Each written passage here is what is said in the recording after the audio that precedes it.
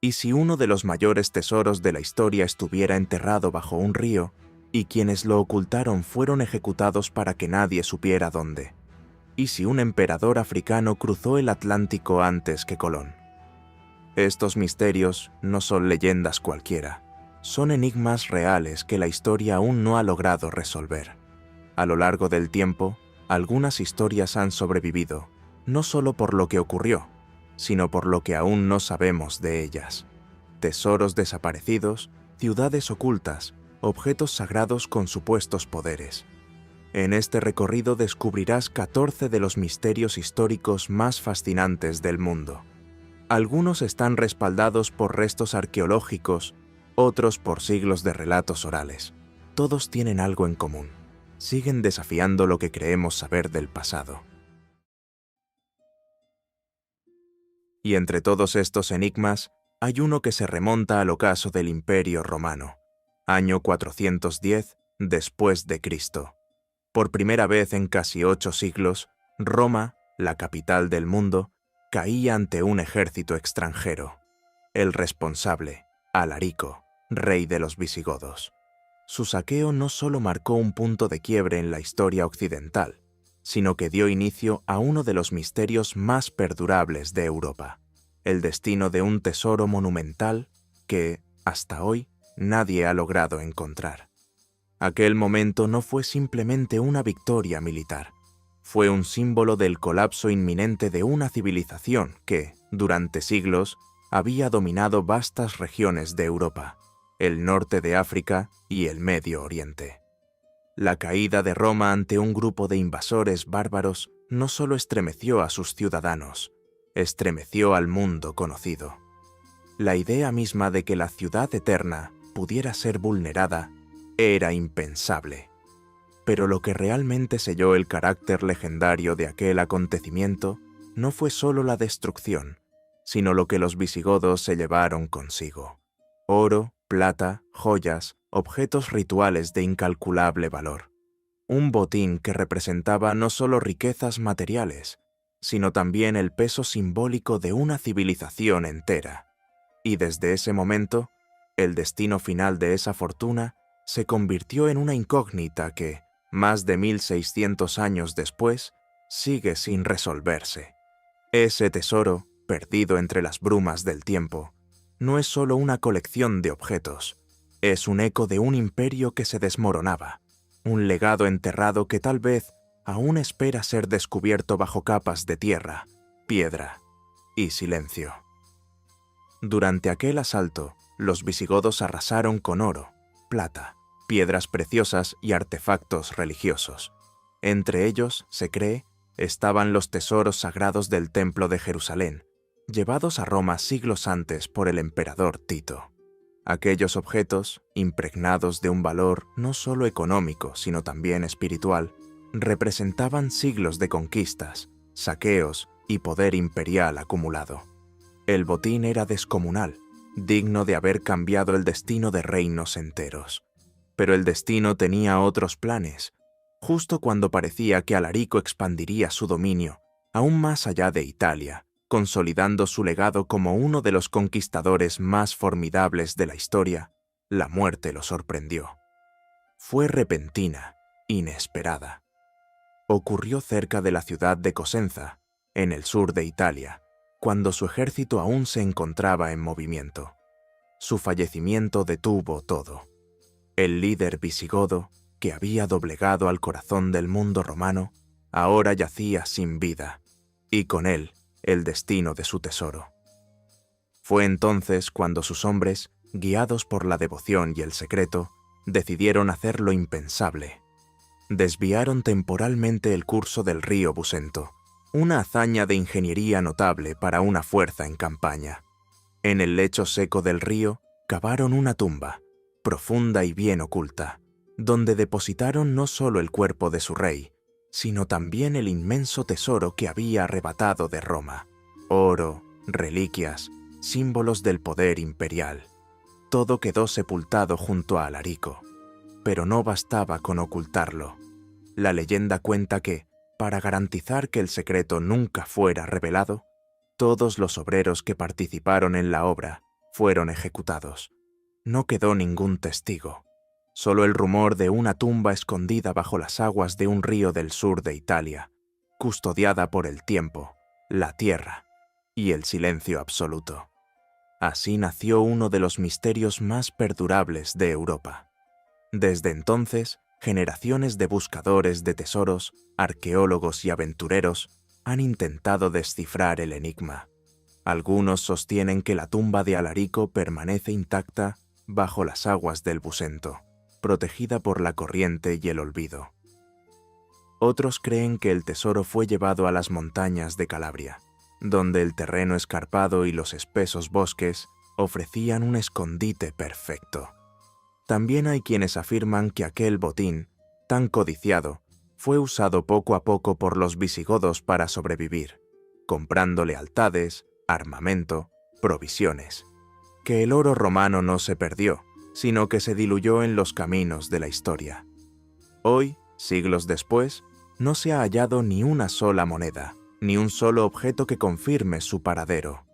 Se han realizado exploraciones con tecnología avanzada, excavaciones en lugares señalados por la tradición oral, pero ninguna ha producido una prueba definitiva. Solo quedan las conjeturas, las esperanzas y un río que sigue fluyendo sobre lo que podría ser uno de los mayores secretos enterrados de Europa. Pero esta no es la única historia que desafía a la lógica y al tiempo, porque siglos después, en una pequeña ciudad alemana, un extraño personaje tocó una melodía tan hipnótica que, según cuentan, hizo desaparecer a todos los niños del lugar. Así comienza otra leyenda, la del flautista de Hamelin.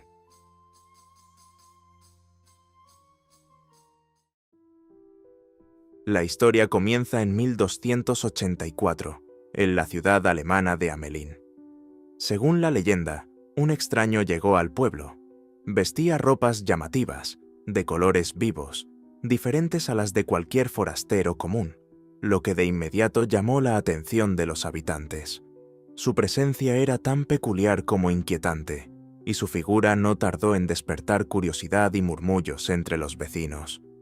Portaba consigo una flauta larga y ornamentada, un instrumento que, aseguraba con total seguridad, poseía poderes mágicos capaces de hacer cosas que nadie más podía lograr. No ofreció explicaciones, solo resultados. El extraño afirmó que podía librar al pueblo de la terrible plaga de ratas que desde hacía semanas invadía las calles, los almacenes, los hogares. Los animales se habían multiplicado sin control, mordían los alimentos, enfermaban a los niños e incluso atacaban a los más vulnerables. La ciudad estaba al borde del colapso, agotada por la desesperación y el hedor. Ante esta promesa salvadora, los líderes de Hamelin no lo dudaron demasiado. Negociaron con él una recompensa justa si conseguía hacer desaparecer a las ratas.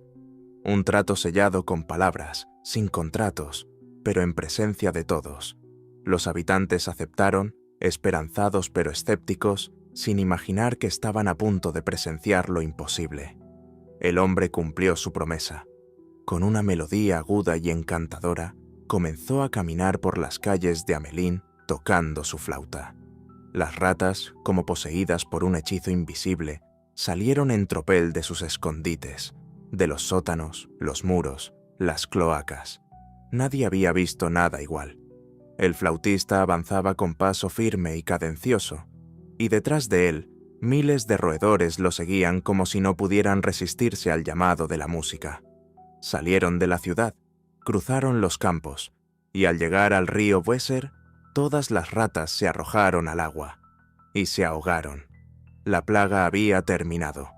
Pero cuando el flautista regresó para cobrar su recompensa, los líderes del pueblo cambiaron de actitud. Le dijeron que su hazaña había sido exagerada, que probablemente las ratas habrían huido por sí solas, y que no merecía la cantidad acordada. Lo acusaron de embaucador, de charlatán. Se rieron de él, lo humillaron públicamente. El hombre, herido en su orgullo, no discutió. Solo se marchó en silencio, pero con una promesa apenas susurrada: volvería, y lo hizo. Unos días después, al amanecer, apareció de nuevo. Esta vez su ropa era distinta, más oscura, más sobria, y su música también. No era alegre ni vivaz, sino extraña, hipnótica. Al tocar su flauta, no fueron las ratas las que salieron de sus escondites, sino los niños del pueblo. Uno a uno, como en trance, dejaron sus camas, sus juegos, sus familias. 130, dicen algunas versiones. Marcharon tras el flautista, cruzaron las calles desiertas y salieron de Hamelín. Nadie pudo detenerlos, y nunca más regresaron. Durante siglos, esta historia fue contada una y otra vez, en canciones populares, en cuentos infantiles, en crónicas medievales. Pero más allá del mito, existe un detalle que muy pocos conocen. Hay registros históricos que respaldan, al menos en parte, la tragedia. Una antigua inscripción grabada en la vidriera de una iglesia destruida en el siglo XVII afirmaba que, en el año 1284, 130 niños nacidos en Hamelín fueron perdidos en el Calvario el día de San Juan y San Pablo. Además, en documentos del siglo XIV se menciona que han pasado 100 años desde que nuestros hijos se fueron. No se menciona al flautista, ni a las ratas, solo la desaparición, un hecho seco, inexplicable, pero suficiente para que la leyenda echara raíces profundas. Y con el paso del tiempo, lo que fue una posible tragedia real se transformó en uno de los relatos más inquietantes de Europa. Lo curioso es que las primeras versiones de esta historia ni siquiera mencionan ratas. Ese elemento apareció siglos después, quizás como una forma de convertir el relato en una advertencia moral, una lección sobre el peligro de romper una promesa. Con las ratas, la historia tiene estructura, causa y consecuencia. Sin ellas, lo que queda es algo más inquietante. Una desaparición colectiva sin explicación lógica, casi sobrenatural. Las teorías no han dejado de multiplicarse. Algunos investigadores sugieren que los niños fueron víctimas de una epidemia que diezmó a la población infantil, y que el flautista no era más que una personificación simbólica de la muerte, esa figura imparable que llega sin avisar. Otros apuntan a la posibilidad de una migración organizada, que los niños fueron reclutados o llevados hacia el este para repoblar regiones poco habitadas de Europa Oriental, como parte de los movimientos colonizadores alemanes conocidos como la Ostsiedlung. Incluso hay quienes sostienen que podrían haber formado parte de una cruzada infantil o haber sido embaucados para unirse a una causa religiosa o política, una causa que terminó en tragedia. La realidad, como ocurre tantas veces en la historia, se esconde en las sombras de lo que no se documentó, y quizás por eso la figura del flautista ha perdurado tanto, porque representa no solo el misterio, sino también una advertencia atemporal. Es la encarnación del castigo por la traición, o del peligro que implica seguir a ciegas aquello que no comprendemos. Su música todavía resuena, como un eco melancólico, cada vez que alguien desaparece sin dejar rastro. Y así se cierra uno de los capítulos más oscuros de la Edad Media. Pero la historia no se detiene, porque el siguiente misterio nos lleva de las callejuelas de un pueblo alemán a las junglas sofocantes del Pacífico, donde se dice que el ejército imperial japonés escondió toneladas de oro robado durante la Segunda Guerra Mundial. Un tesoro tan grande que podría haber financiado imperios. Pero su paradero, como el de los niños de Hamelín, sigue siendo un secreto sepultado por el tiempo. Es el enigma del tesoro de Yamashita.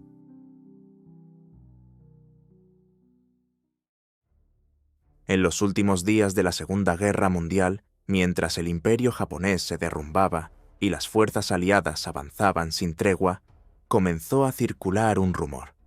El ejército japonés había escondido un tesoro colosal en algún lugar de Filipinas. Un botín compuesto por lingotes de oro, piedras preciosas, estatuas religiosas y arte sacro saqueado durante años de ocupación en Asia. Su valor, si existiera, sería incalculable. Esta leyenda sería conocida como el Tesoro de Yamashita. La historia lleva el nombre del general Tomoyuki Yamashita, apodado el Tigre de Malasia, por su brillante campaña en Singapur. A él se le atribuye, según la leyenda, la tarea de ocultar el tesoro en una red de túneles, cuevas y cámaras subterráneas por todo el archipiélago filipino. La operación habría contado con la colaboración de ingenieros japoneses, prisioneros de guerra obligados a cavar y un nivel de secretismo extremo. Filipinas, como colonia estratégica en el Pacífico, era ideal para servir como escondite temporal. El plan, dicen, era regresar por el oro una vez ganada la guerra. Pero el conflicto tomó otro rumbo. El Imperio japonés capituló en 1945 tras los bombardeos atómicos, y Yamashita fue capturado por las fuerzas estadounidenses. Poco después, fue ejecutado por crímenes de guerra. Si sabía algo sobre el tesoro, se lo llevó a la tumba. Tras el fin de la guerra, comenzaron a circular los primeros rumores entre los lugareños. Se hablaba de soldados que sellaban túneles con explosivos, de cargas desaparecidas, de mapas marcados con símbolos crípticos. Y como ocurre con toda buena leyenda, no tardaron en aparecer los cazadores de tesoros. Algunos afirmaban haber encontrado lingotes de oro con sellos imperiales. Otros, restos de maquinaria japonesa dentro de cuevas ocultas. Pero ninguna prueba fue concluyente.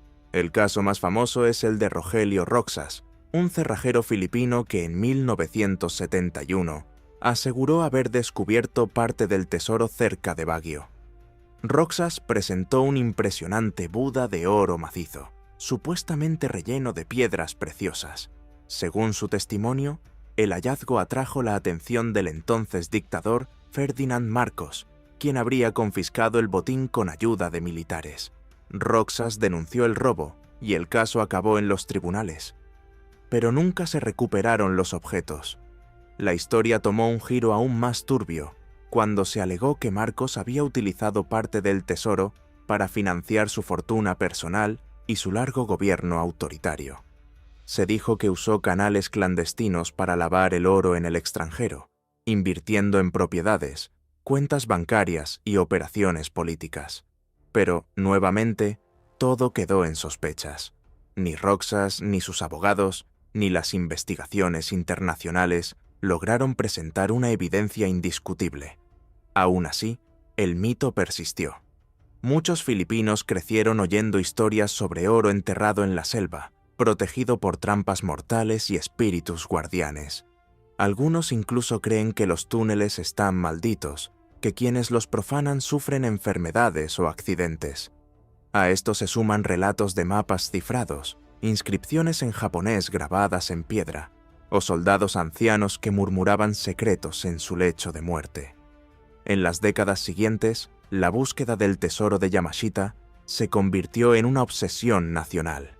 Empresas privadas, aventureros internacionales y hasta figuras vinculadas a gobiernos se lanzaron a la caza. Pero cada excavación parecía acabar en lo mismo: promesas vacías, restos de munición y nada de oro. El gobierno filipino, por su parte, ha sido ambiguo. En algunos momentos ha alentado la búsqueda, especialmente cuando se vinculaba al supuesto tesoro con la recuperación económica del país. En otros, ha negado rotundamente su existencia. La falta de transparencia alimentó aún más la especulación. Los historiadores académicos tienden a mostrarse escépticos. Señalan que no hay documentación creíble del supuesto transporte masivo de riquezas hacia Filipinas, ni registros sólidos que demuestren que Yamashita tuvo tiempo o recursos para montar una operación de esa magnitud en plena retirada militar. También advierten que muchas de las historias provienen de testigos indirectos o se basan en testimonios inconsistentes. Sin embargo, el mito es poderoso. Tiene todos los ingredientes: guerra, traición, oro, conspiraciones, muerte. Y sobre todo, tiene lo que todo buen misterio necesita: la ausencia de una respuesta definitiva. Cada vez que alguien encuentra un túnel colapsado o un símbolo extraño en la roca, el rumor revive. ¿Y si esta vez sí es real? El tesoro de Yamashita, entonces, no es solo una historia de oro perdido. Es un espejo de lo que somos, criaturas que anhelan respuestas, que buscan lo oculto, que se aferran a la esperanza de que, bajo la selva densa y el peso del tiempo, todavía pueda haber algo esperando ser descubierto. Y con esa esperanza nos movemos hacia el próximo enigma, uno que entrelaza mito y arqueología en las montañas de Japón, la historia de la piedra asesina. En el corazón de Japón, en una región montañosa conocida por sus fuentes termales y sus paisajes brumosos, existe una roca rodeada de leyendas oscuras. Su nombre es Sessho Seki, que en japonés significa la piedra asesina.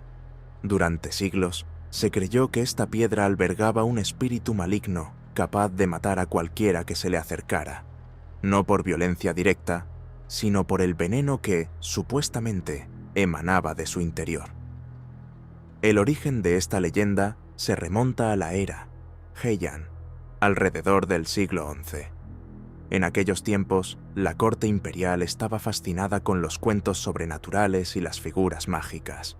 Una de ellas era Tamamo no Mae, una mujer de belleza deslumbrante, inteligencia inigualable y modales perfectos. Pero Tamamo no era quien aparentaba ser. Según la mitología, en realidad era un kitsune, un espíritu zorro de 9 colas que había adoptado forma humana. Tamamo logró infiltrarse en la corte y sedujo al emperador Toba, quien rápidamente cayó bajo su hechizo. Pero su presencia trajo consigo una extraña enfermedad.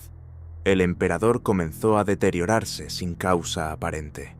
Preocupados, los astrólogos imperiales realizaron rituales y consultas espirituales. Finalmente, descubrieron la verdad. La mujer no era humana. Era una criatura sobrenatural que absorbía la energía vital del emperador. Revelada su identidad, Tamamo no Mae huyó hacia las montañas. Fue perseguida por guerreros imperiales y finalmente abatida por un arquero llamado Miura no Suke. Sin embargo, su espíritu no desapareció con su muerte. Según la leyenda, su alma quedó atrapada en una roca volcánica en las tierras de Nasu. Desde entonces, esa piedra, la Sessho Seki, fue considerada mortal. Se decía que cualquier ser vivo que se acercara moriría envenenado por los vapores tóxicos que escapaban de su interior. Durante siglos, viajeros evitaban pasar cerca. Monjes realizaron rituales para apaciguar el espíritu, y algunos incluso colocaron santuarios cerca de la roca con la esperanza de mantener su poder sellado. El temor persistió a lo largo del tiempo, alimentado por extrañas muertes de animales y el fuerte olor a azufre que impregnaba el aire de la zona, producto de la actividad geotérmica natural. En tiempos más modernos, la roca se convirtió en una atracción turística. Visitantes curiosos acudían a verla, tomaban fotos y dejaban ofrendas. Pero la sensación de misterio nunca desapareció del todo. Había quienes afirmaban sentir escalofríos o mareos al acercarse. Otros aseguraban que los dispositivos electrónicos dejaban de funcionar cerca de la piedra. Nada de esto era comprobable, pero el aura de la leyenda seguía intacta. Entonces, en marzo de 2022, ocurrió algo inesperado. Tras siglos de reposo, la Sessho Seki se partió en dos. La imagen de la roca dividida se volvió viral en redes sociales y medios japoneses. Muchos se preguntaron si eso significaba que el espíritu maligno había sido liberado. El simbolismo era inquietante. ¿Había escapado finalmente Tamamo no Mae? Las autoridades locales intentaron calmar las aguas. Geólogos explicaron que la roca llevaba años mostrando grietas por el desgaste natural. La combinación de humedad, temperaturas extremas y actividad sísmica habría provocado su fractura. Según ellos, no había ningún misterio, solo geología. Pero la gente no quedó satisfecha con esa explicación tan racional. En respuesta al temor colectivo, se organizó un ritual sintoísta para purificar el lugar y reencerrar el espíritu. Sacerdotes vestidos de blanco, incienso, plegarias, todo como hace siglos.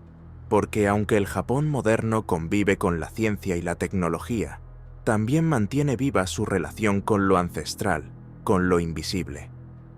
La ceremonia no fue solo simbólica, fue una forma de decir que, aunque no podamos ver ciertas cosas, igual debemos tratarlas con respeto. Desde entonces, la zona ha recuperado cierta calma. La piedra partida sigue allí, ahora con una pequeña valla alrededor y nuevos carteles que explican tanto la leyenda como el fenómeno natural. Pero muchos aún se acercan con cautela, y no falta quien susurre una oración antes de marcharse, por si acaso. La historia de la Sessho-seki no solo nos habla del miedo a lo sobrenatural, sino también de cómo las culturas construyen significado a partir de lo desconocido, de cómo un accidente geológico puede transformarse en una advertencia milenaria.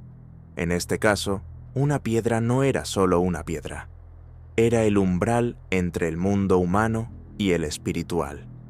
Y así, con un espíritu milenario que aún parece rondar las montañas, dejamos atrás los valles de Japón, porque el siguiente misterio nos lleva a una época aún más remota, donde una ciudad entera, brillante como el mármol y escondida en el desierto, podría estar esperando a ser redescubierta. Es el mito de Zerzura, la ciudad blanca del Sahara. En algún lugar del inmenso y abrasador desierto del Sahara, escondida entre dunas, sepultada por el viento y olvidada por el paso implacable del tiempo, se dice que existe una ciudad legendaria conocida como Zerzura. Una ciudad de muros blancos, resplandecientes bajo el sol, con puertas ornamentadas por símbolos arcanos y jardines rebosantes de palmeras, manantiales y agua pura. Su imagen, suspendida entre lo real y lo mítico, ha alimentado la imaginación de generaciones enteras. Como un espejismo que se niega a desvanecerse, Zerzura se mantiene viva en la tradición oral y en las páginas de antiguos manuscritos. Las primeras referencias conocidas a Zerzura aparecen en manuscritos árabes medievales, transmitidos a través de generaciones de comerciantes, viajeros y místicos. En ellos se hablaba de una ciudad escondida más allá de los límites del mundo conocido, protegida por guardianes de piedra negra, figuras inamovibles que vigilaban los accesos, y habitada por reyes dormidos en palacios tallados en mármol blanco. Las historias la describían como un oasis de abundancia, aislado en medio de la nada, donde el tiempo fluía con una cadencia distinta, casi suspendida.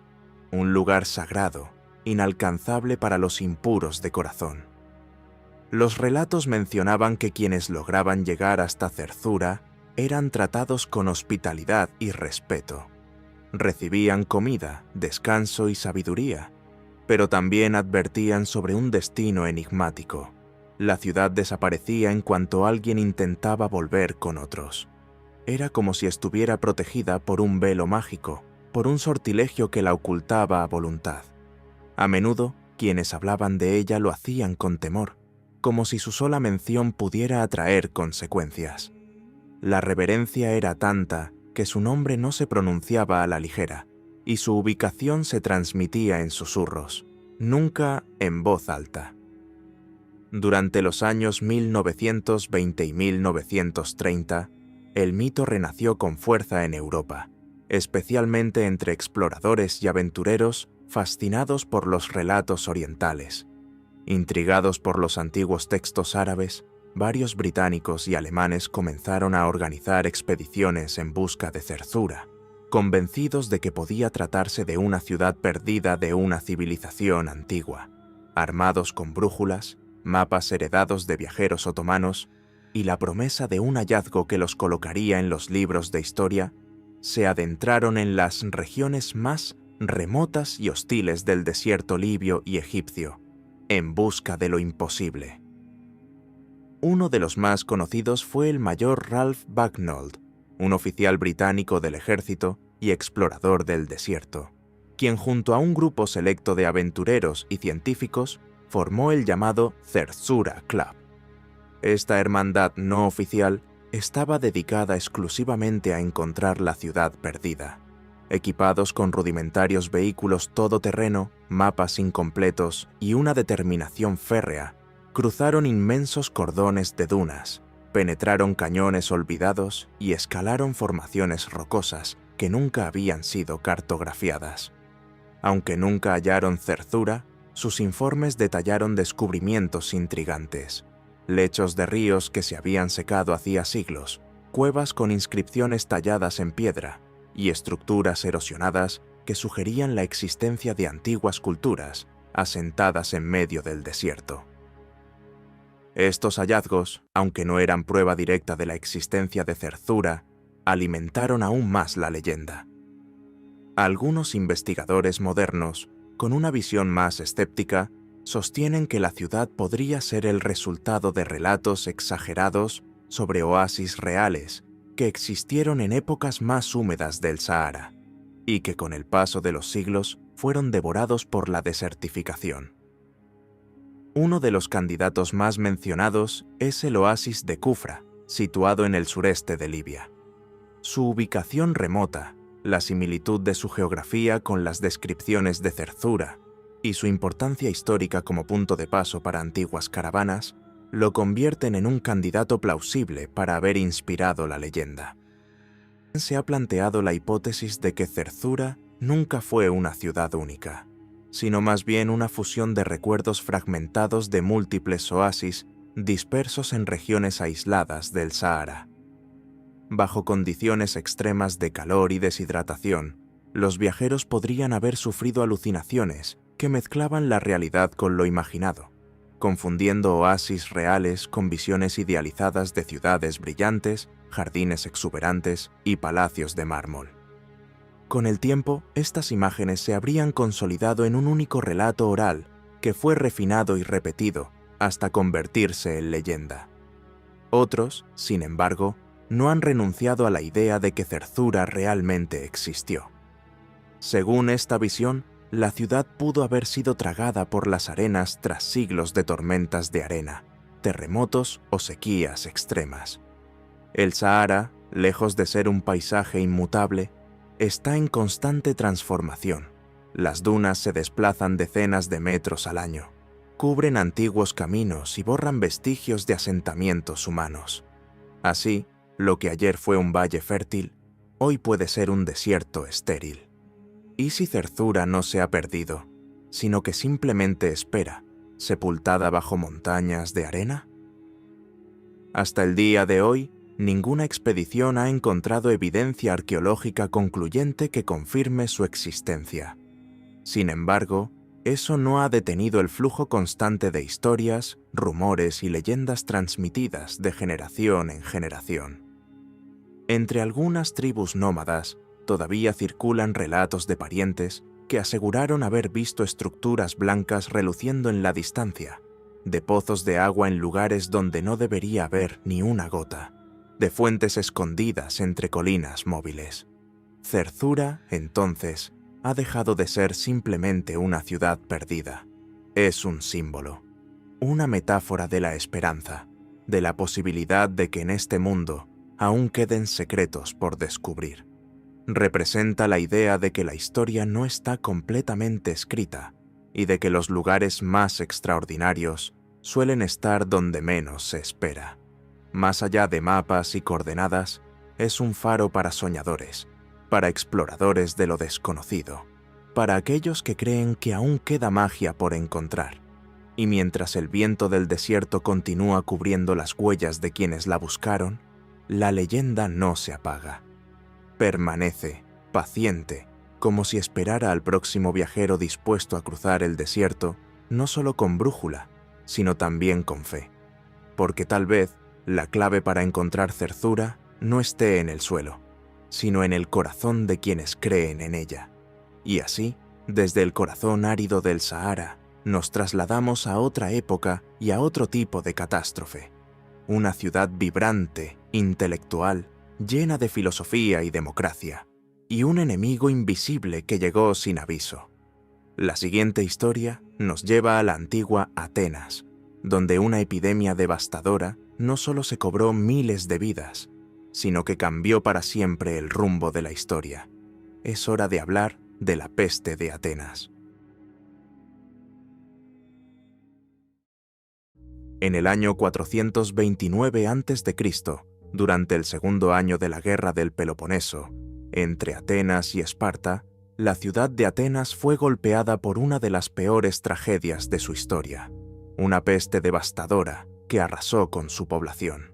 El enemigo no era un ejército invasor ni un asedio prolongado, sino una enfermedad implacable que encontró en la ciudad amurallada el terreno perfecto para propagarse.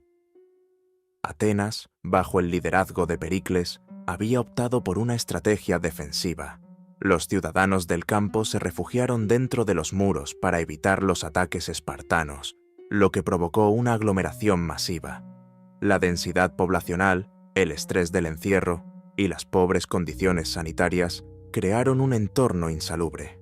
En ese contexto, la peste encontró su puerta de entrada. La enfermedad, que entró a través del puerto del Pireo, la principal vía de abastecimiento de la ciudad, se propagó con rapidez alarmante.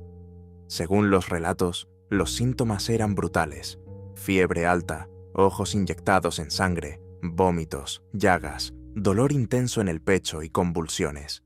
Nadie sabía cómo detenerla. Médicos morían tratando a pacientes. Familias enteras eran aniquiladas en días. El historiador Tucídides, quien vivió el brote en carne propia y sobrevivió, dejó un testimonio escalofriante de la peste en su obra Historia de la Guerra del Peloponeso. Describió cómo los enfermos caían en la desesperación, se amontonaban en los templos, y cómo incluso los rituales religiosos fueron abandonados. La estructura social de Atenas colapsó. El miedo se volvió ley. La magnitud de la tragedia es difícil de medir con precisión, pero se estima que entre un cuarto y un tercio de la población murió, incluyendo a Pericles, el arquitecto del esplendor ateniense. Su muerte fue simbólica, representó el fin de una era de liderazgo visionario. Con su partida, Atenas quedó políticamente debilitada y moralmente fracturada. Lo más inquietante es que, hasta hoy, no se sabe con certeza qué enfermedad fue. Se han propuesto varias teorías: fiebre tifoidea, sarampión, viruela, ébola e incluso una cepa desconocida de peste bubónica.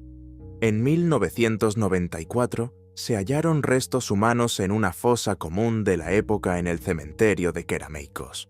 El análisis de ADN indicó rastros de fiebre tifoidea, pero los resultados siguen siendo discutidos. Más allá del debate médico, las consecuencias fueron catastróficas. Con miles de muertos, Atenas perdió marineros, artesanos, soldados y líderes. Su poder naval disminuyó, su economía se contrajo y su democracia entró en crisis. La peste minó el espíritu de la polis justo cuando más necesitaba cohesión para enfrentar la guerra contra Esparta. El impacto no fue solo material, fue psicológico, espiritual y filosófico. Tucídides relató que, ante la inminencia de la muerte, muchos atenienses dejaron de respetar las leyes y las normas morales. Se entregaron al placer, al saqueo y al egoísmo, creyendo que no vivirían para enfrentar consecuencias. La peste, más que una enfermedad, fue un espejo de la condición humana. La religión también tambaleó. Los templos se llenaban de cadáveres y los rituales se abandonaban por temor al contagio. Muchos creyeron que los dioses los habían abandonado. Otros pensaban que Atenas era víctima de un castigo divino. El tejido espiritual de la ciudad, tan unido a la práctica pública del culto, se deshilachó rápidamente. En ese vacío surgieron nuevas formas de pensamiento. Los sofistas, por ejemplo, comenzaron a cuestionar las verdades tradicionales. Filósofos como Sócrates y, más tarde, Platón, buscarían nuevos caminos para entender la virtud, la justicia y el alma. La peste, sin proponérselo, sembró la duda que impulsaría la filosofía griega hacia nuevas alturas. Atenas sobrevivió a la peste, pero ya no era la misma. La ciudad que había construido el Partenón y había soñado con una democracia ejemplar se volvió más dura, más desconfiada. El esplendor cultural no desapareció del todo, pero la fragilidad de la vida y el caos dejado por la enfermedad marcaron un antes y un después. Así, en medio de una guerra, una enfermedad invisible casi derribó la polis más brillante del mundo antiguo. Y aunque Atenas siguió luchando, nunca volvió a ser la misma. Porque hay heridas que no se ven, pero que transforman para siempre. Y ahora dejamos las ruinas de Grecia para seguir un rumor aún más lejano. Una expedición africana que, según algunos, habría llegado a América siglos antes que Colón. Es la historia del emperador Abu Bakari II. En el siglo XIV, el Imperio de Malí era una de las civilizaciones más ricas y poderosas del mundo. Situado en África Occidental, controlaba vastas rutas comerciales de oro y sal, y su influencia se extendía por miles de kilómetros. Su capital, Niani, era un centro de cultura, comercio y organización política avanzada. En este contexto emerge una figura rodeada de misterio: el emperador Abu Bakari II. Según relatos históricos recogidos por el cronista árabe Al-Umari, Abu Bakari abdicó el trono en favor de su hermano, Mansa Musa, para embarcarse en una expedición oceánica. Fascinado por el Atlántico, deseaba descubrir qué se encontraba más allá del horizonte. No fue una decisión impulsiva. Organizó una primera flota de 200 barcos, equipados con provisiones y marineros, con la orden de no regresar hasta alcanzar el final del océano. De esos 200 barcos, solo uno volvió. El capitán superviviente contó que una poderosa corriente atrapó a las embarcaciones y las arrastró hasta que desaparecieron. Abu Bakari, lejos de desistir, preparó una segunda expedición, aún más ambiciosa. Esta vez, reunió 2000 barcos y lideró la flota personalmente. Jamás se supo más de él. Su desaparición marcó el inicio de una leyenda que sigue viva hasta hoy. Algunos historiadores consideran verosímil que Abu Bakari llegara a América antes que Colón. Argumentan que la tecnología naval de Malí, aunque basada en navegación fluvial, pudo haber sido adaptada para travesías oceánicas. También destacan que el imperio contaba con recursos y conocimientos suficientes para emprender tal aventura. La corriente oceánica del Atlántico podría haber facilitado el cruce hacia América del Sur o el Caribe. Los defensores de esta teoría también señalan testimonios indirectos. En su tercer viaje, Cristóbal Colón escribió que algunos pueblos indígenas usaban lanzas con puntas de metal amarillo, que no era oro. Los nativos aseguraban que las habían recibido de hombres negros que venían del este. Aunque ambiguo, este relato ha sido interpretado como una posible referencia a contactos precolombinos africanos. También se ha argumentado que ciertos elementos culturales de América precolombina, como estructuras piramidales o prácticas agrícolas, tienen similitudes con culturas africanas. Sin embargo, la mayoría de los arqueólogos consideran que estas semejanzas responden a desarrollos paralelos, no necesariamente a contacto directo. La idea de Abu Bakari cruzando el Atlántico sigue siendo, para muchos, una hipótesis sin pruebas sólidas. Los escépticos insisten en que no hay evidencia arqueológica que respalde la presencia de africanos en América antes de Colón. No se han encontrado restos, herramientas o ADN que confirmen esa posibilidad. Además, señalan que las fuentes disponibles provienen de relatos orales o de cronistas que escribieron décadas después de los hechos, lo que pone en duda su precisión. Otro problema es la falta de documentación concreta. El Imperio de Malí no dejó registros escritos detallados sobre la expedición.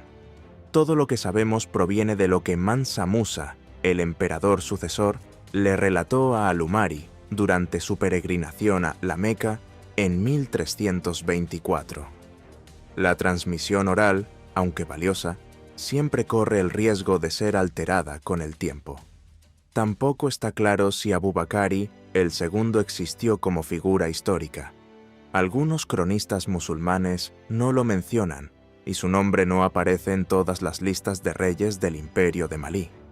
Se ha propuesto que podría tratarse de una confusión con otro gobernante llamado Abu Bakr, o incluso de un error de interpretación del cronista árabe.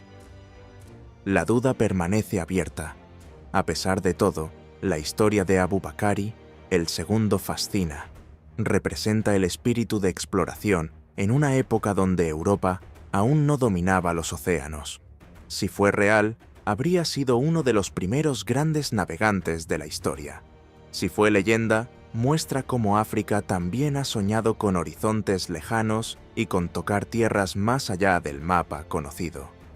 Hoy en día, la figura de Abu Bakari ha sido reivindicada por muchos como símbolo de orgullo africano. Es una historia que inspira, no solo por la posibilidad de un viaje heroico, sino por lo que representa: curiosidad, coraje y la voluntad de ir más allá. Aunque no sepamos si llegó, su partida fue suficiente para escribir su nombre en la memoria del mundo. Y así, mientras su flota se pierde entre las olas de lo incierto, pasamos de las aguas del Atlántico a los códices mexicas. Porque nuestra siguiente historia nos lleva a una tierra de mitos fundacionales: el misterio de Aztlán, el lugar mítico de origen de los aztecas. Entre los mitos fundacionales más enigmáticos de Mesoamérica, pocos son tan evocadores como el de Aztlán.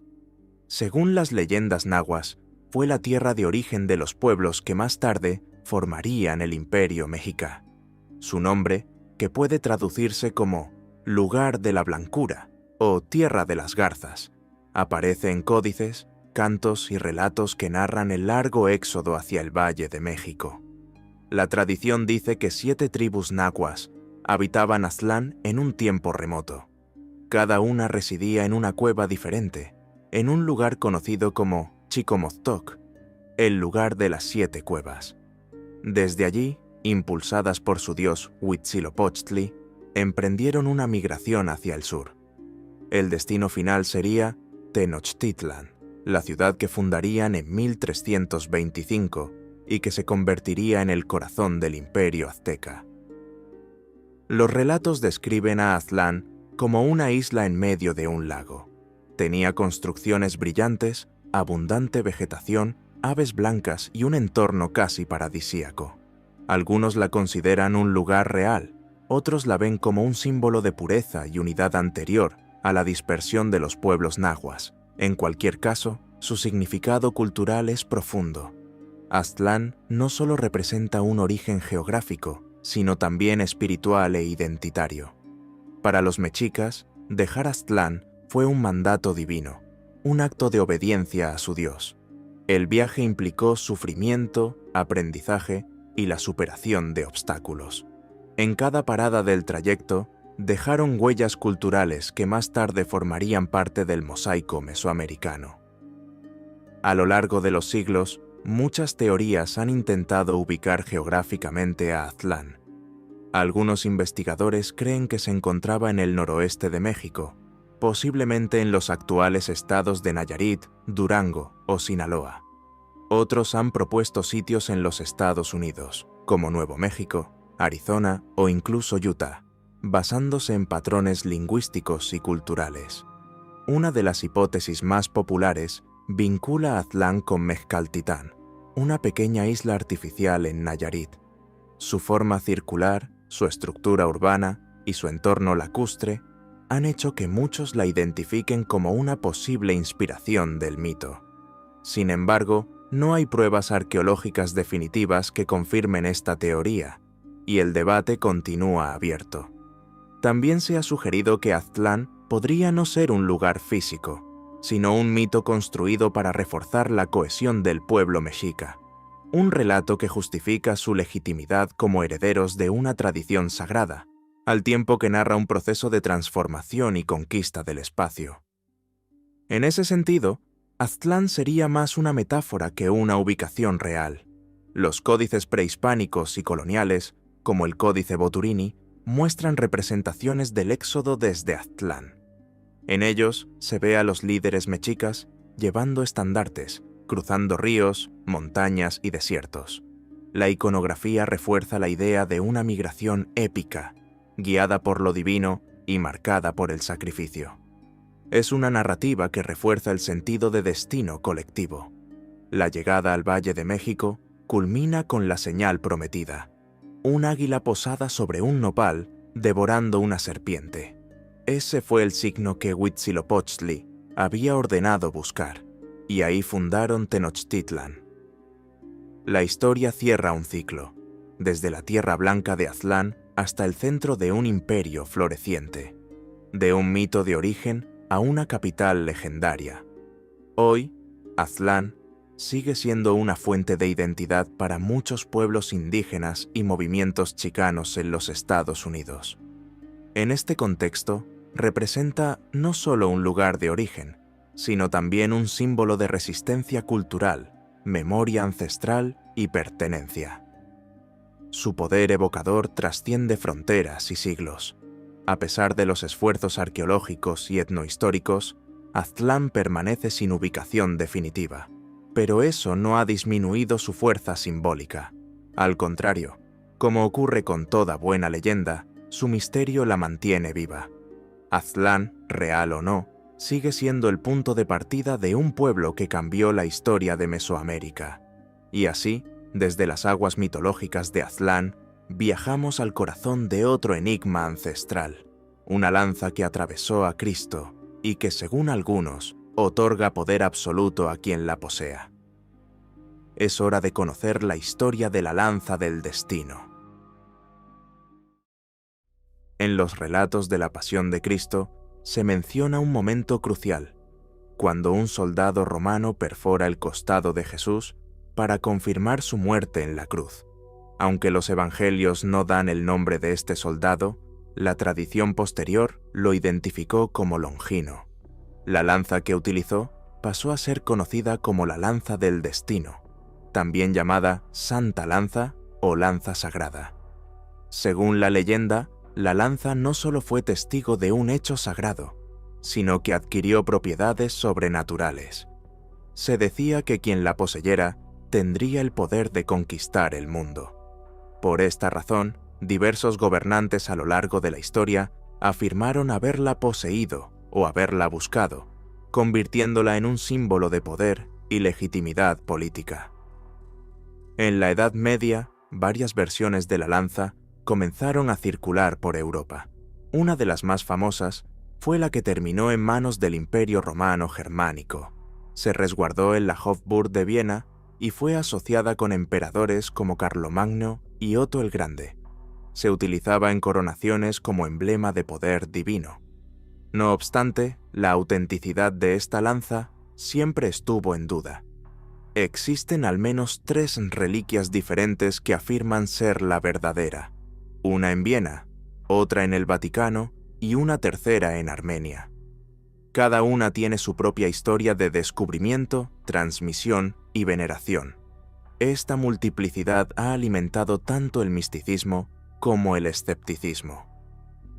Análisis metalúrgicos han determinado que la lanza de Viena podría datar del siglo VII, lo que la aleja por varios siglos del tiempo de Cristo. Sin embargo, los defensores de su autenticidad argumentan que pudo haber sido reparada o modificada con el paso de los siglos. Como muchas reliquias, su historia es una mezcla de fe, mito y manipulación. Durante la Segunda Guerra Mundial, la lanza del destino volvió al centro de la atención. Se ha dicho que Adolf Hitler, fascinado por el ocultismo, se interesó por esta reliquia. Al anexar Austria en 1938, se ordenó el traslado de la lanza a Nuremberg.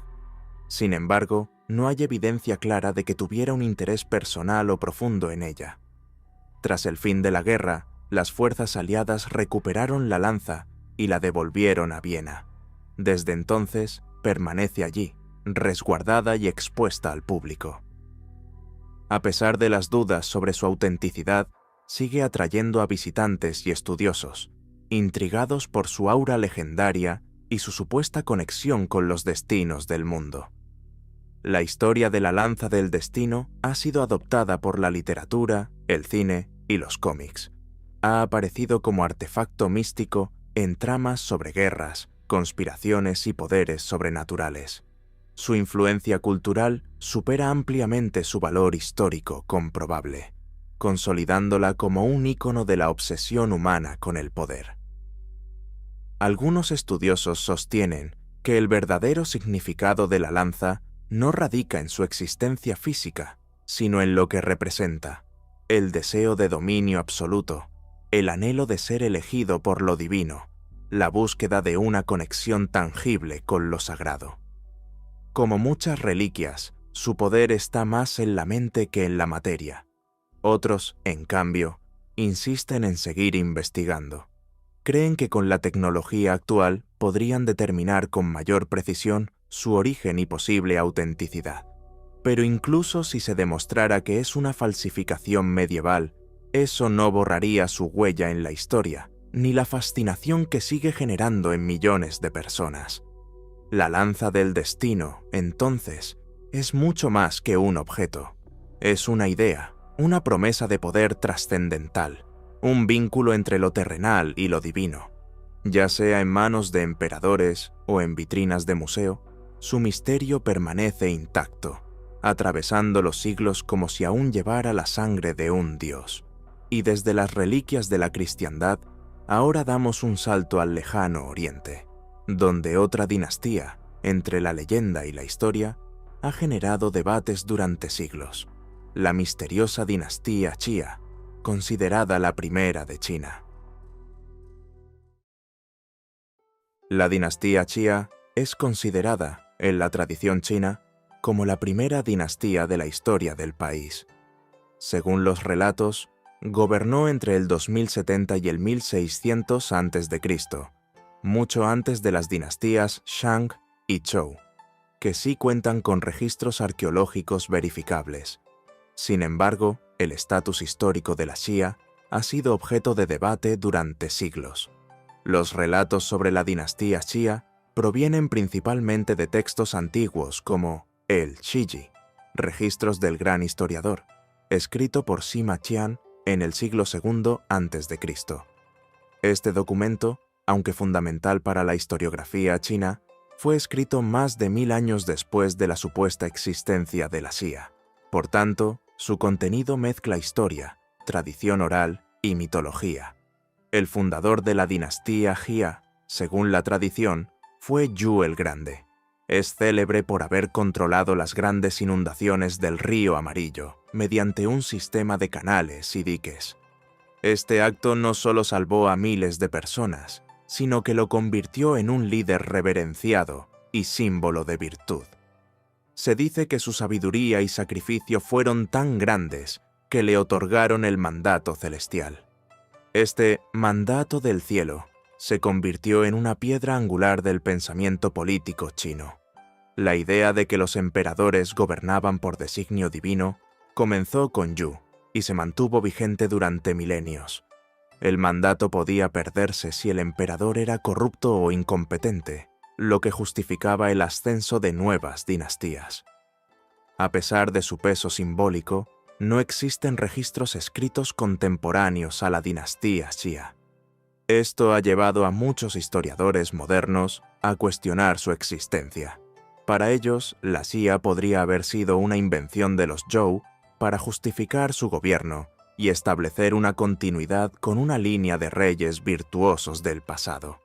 Sin embargo, desde el siglo XX se han hecho descubrimientos arqueológicos que podrían respaldar la existencia de una civilización avanzada durante el período atribuido a la Xia, en particular la cultura de Erlitou, ubicada en la provincia de Henan y datada entre el 1900 y el 1500 a.C., ha sido considerada como un posible correlato material de la Xia. El sitio de Erlitou presenta evidencia de urbanización, jerarquías sociales, palacios, tumbas nobles y herramientas de bronce. Estos hallazgos sugieren la existencia de una estructura de poder centralizada, propia de un estado. No obstante, ningún objeto encontrado menciona explícitamente a la dinastía Jia, por lo que el vínculo sigue siendo interpretativo. Algunos académicos chinos defienden firmemente que Erlitou y la Xia son la misma entidad. Argumentan que la tradición oral pudo preservar la memoria de esa civilización hasta que fue registrada en textos siglos más tarde. Para ellos, la ausencia de pruebas directas no invalida la posibilidad histórica. Los críticos, en cambio, señalan que la coincidencia cronológica no basta. Insisten en que la arqueología aún no ha hallado pruebas concluyentes que identifiquen a Erlitou como parte de una dinastía específica. Para ellos, la Xia permanece en el terreno del mito, al menos hasta que se demuestre lo contrario con evidencia directa. A pesar del debate, la figura de Yu el Grande sigue siendo venerada en China. Templos, estatuas y leyendas lo recuerdan como un líder ejemplar. La historia de la Xia, real o no, cumple una función vital. Conecta a la civilización china con un pasado milenario, heroico y profundamente moral. Así, la dinastía Xia encarna el cruce entre mito y arqueología, entre fe cultural y ciencia histórica. Su existencia sigue siendo uno de los mayores enigmas de la historiografía china, alimentando tanto el orgullo nacional como la búsqueda rigurosa de la verdad. Y desde las llanuras del río Amarillo, nos dirigimos a las cavernas de Zhoukudian, donde se descubrieron unos fósiles que reescribieron la historia de la humanidad, y luego desaparecieron sin dejar rastro. Es el misterio del hombre de Pekín.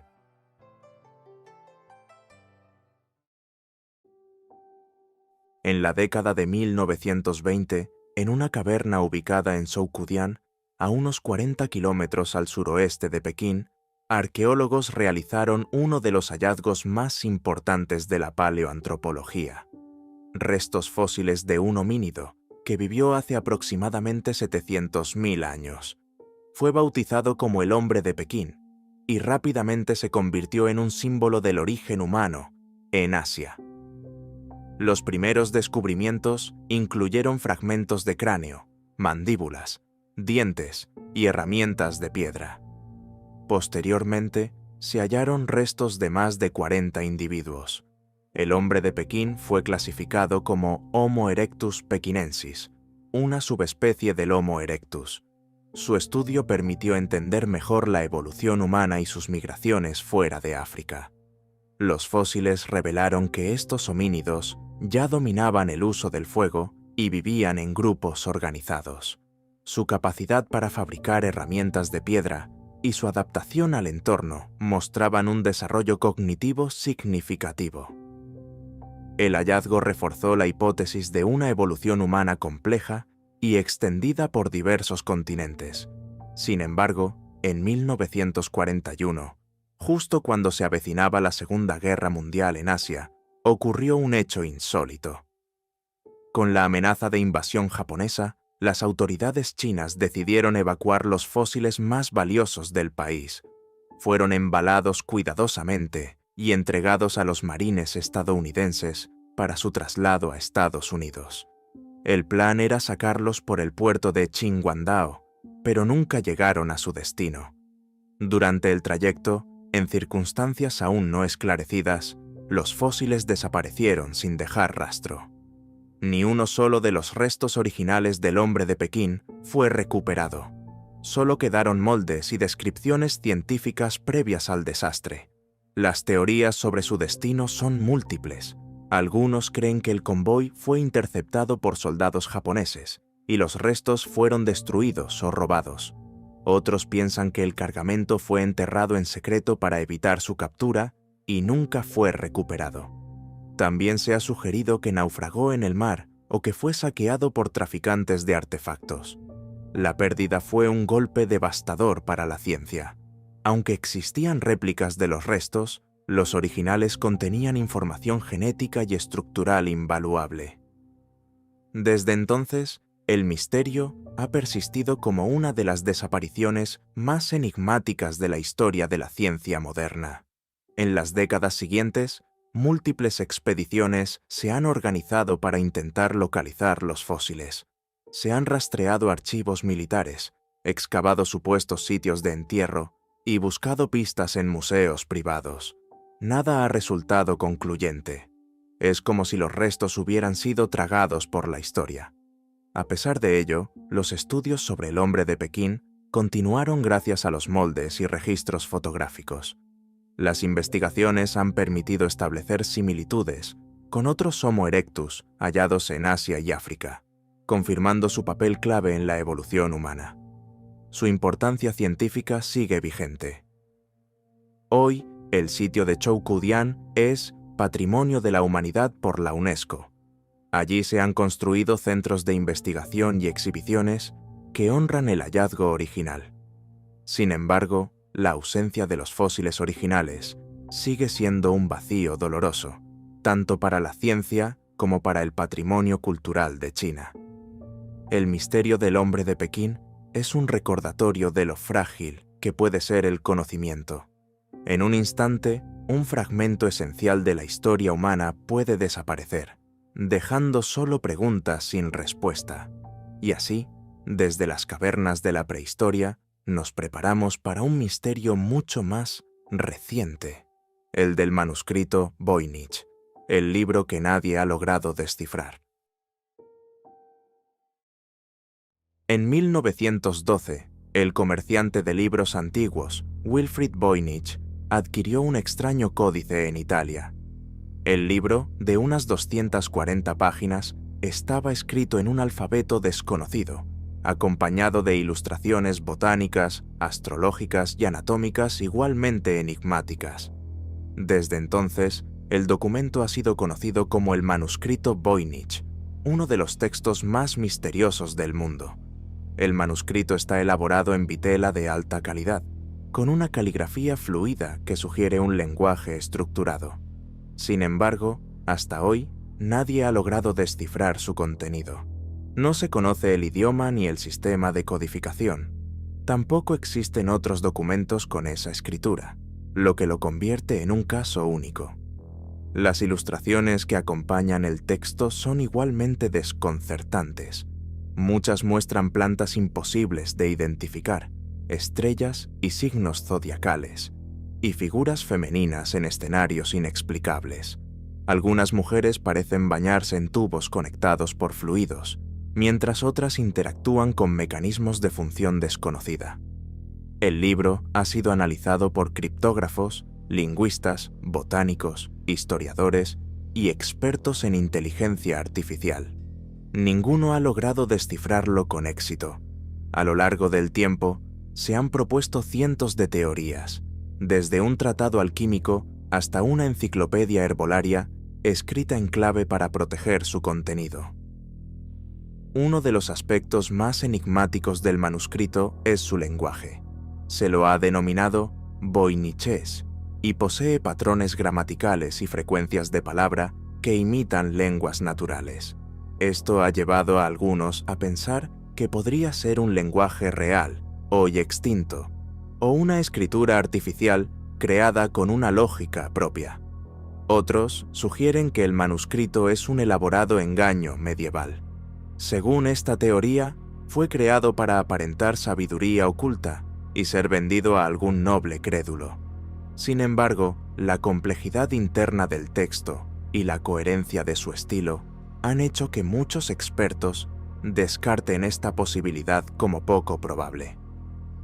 Los análisis de carbono 14 realizados al pergamino indican que fue producido entre 1404 y 1438. Es decir, el manuscrito tiene más de 500 años. Se desconoce quién lo escribió, aunque se han relacionado posibles autores como Roger Bacon, John Dee o incluso autores anónimos del Renacimiento. Ninguna teoría ha sido comprobada. El manuscrito pasó por múltiples manos antes de llegar a la Universidad de Yale, donde hoy se encuentra en la biblioteca Beinecke de libros raros.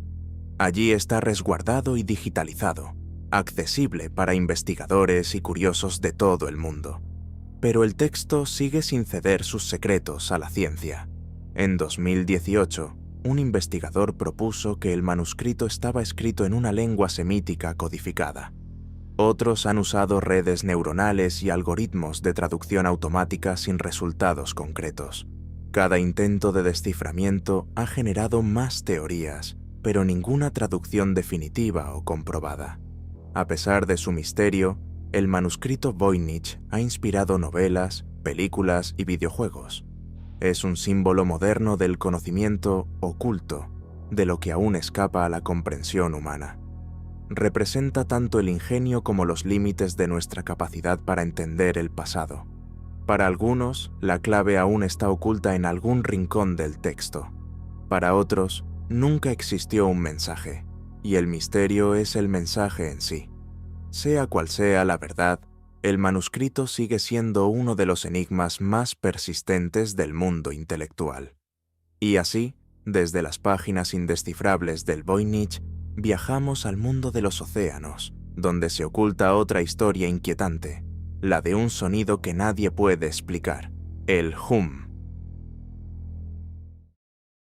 Desde hace décadas, personas en distintas partes del mundo reportan haber escuchado un sonido bajo, constante y desconcertante. Lo describen como un zumbido profundo, similar al de un motor lejano o una vibración subterránea. Este fenómeno es conocido como el y ha sido documentado en lugares tan diversos como Taos, Uyu, Bristol, Reino Unido o Auckland, Nueva Zelanda.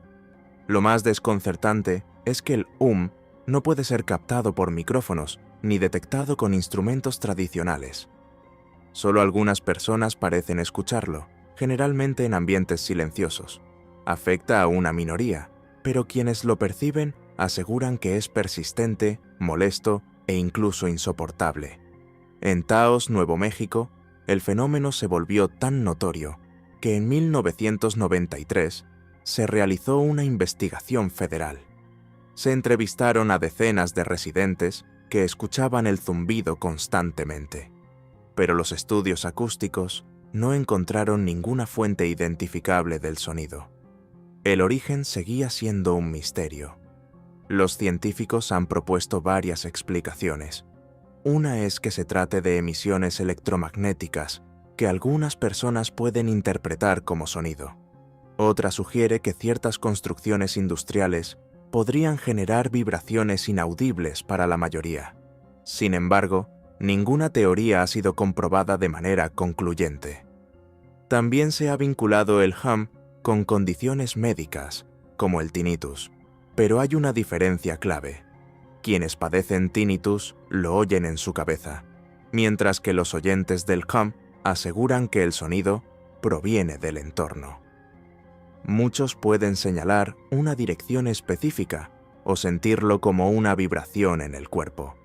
Algunos investigadores han sugerido que el hum podría ser resultado de actividad geológica, movimientos tectónicos, vibraciones naturales o fenómenos subterráneos aún no comprendidos. En este contexto, el sonido sería real, pero difícil de medir con los métodos actuales por su frecuencia extremadamente baja. La frustración de quienes lo escuchan ha dado lugar a efectos psicológicos. Algunas personas han reportado insomnio, ansiedad e incluso depresión por la constante presencia del hum. En ciertos casos, los afectados han tenido que mudarse a otras regiones buscando alivio, aunque el sonido, en ocasiones, los ha seguido. En Bristol, un estudio en los años 70 reveló que el hum era más común en adultos mayores y que afectaba más a mujeres que a hombres. Sin embargo, la muestra era pequeña y los resultados no permitieron establecer un patrón definitivo. Cada lugar parece tener su propia versión del fenómeno. Las teorías más extravagantes incluyen armas de control mental, pruebas militares secretas o incluso señales de origen extraterrestre. Aunque estas ideas carecen de base científica, Su proliferación muestra lo profundo que es el desconcierto ante un fenómeno tan esquivo como perturbador. El hum ha aparecido también en la cultura popular. Ha sido tema de documentales, novelas y foros de Internet donde los oyentes intercambian experiencias. En cada testimonio se repite el mismo patrón, un zumbido inexplicable que aparece de la nada y no se va. Un sonido que solo algunos pueden oír, pero que cambia sus vidas. A pesar de décadas de estudios, el hum sigue sin una explicación clara. Los científicos continúan investigando, y los afectados siguen buscando respuestas. La posibilidad de que haya múltiples causas, según la región, complica aún más su comprensión. El misterio sigue resonando en el aire. Hoy recorriste 14 historias que desafían la lógica, desde tesoros perdidos y ciudades míticas, hasta sonidos inexplicables y manuscritos indescifrables. Cada una nos recuerda que el mundo aún guarda secretos esperando ser descubiertos. Si te gustó este contenido, suscríbete para más relatos como estos. Déjame en los comentarios cuál te pareció la más increíble, y si crees que alguna tendrá respuesta algún día. Si conoces a alguien que ama los misterios, compártelo con esa persona ahora mismo. Gracias por acompañarme hasta el final de este viaje. Nos vemos en la próxima. Hasta entonces, sigue buscando.